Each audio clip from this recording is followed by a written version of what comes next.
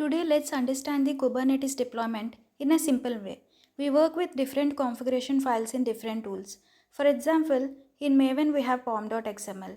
In Docker we have Docker file. In Jenkins we use Jenkins file. In Kubernetes we use manifest file. It's a YAML file where we describe what we want Kubernetes to create. Let's assume that in Kubernetes every YAML file is like a recipe. Deployment, pod, service, ingress, you can assume all these as different recipes. Let's start with the deployment recipe first. API version. It's like which version Kubernetes should use. Kubernetes keeps changing, so it needs to know which rules to follow. For deployments, we usually use apps-v1. Next, kind.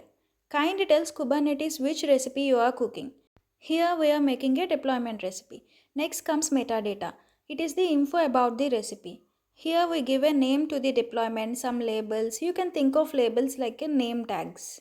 Now comes the most important part, spec. Spec is the actual recipe. This is where we tell Kubernetes how the application should run.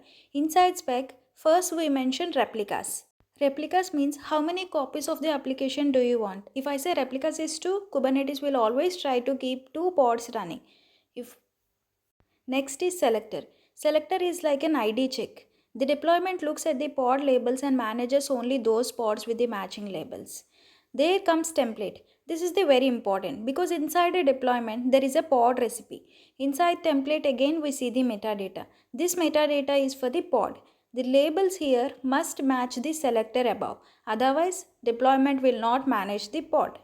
Then comes spec again. This spec is now for the pod. Inside this we define containers. Here we say container name, which image to use, which port the app runs. Now let's see what happens when we apply this YAML. When we run kubectl apply-f deployment.yaml, Kubernetes works like this. Deployment gets created first. Deployment creates a replica set. Replica set creates the required number of pods. In the next video, we will do the practical. So please do follow DevOps vibes. Thank you.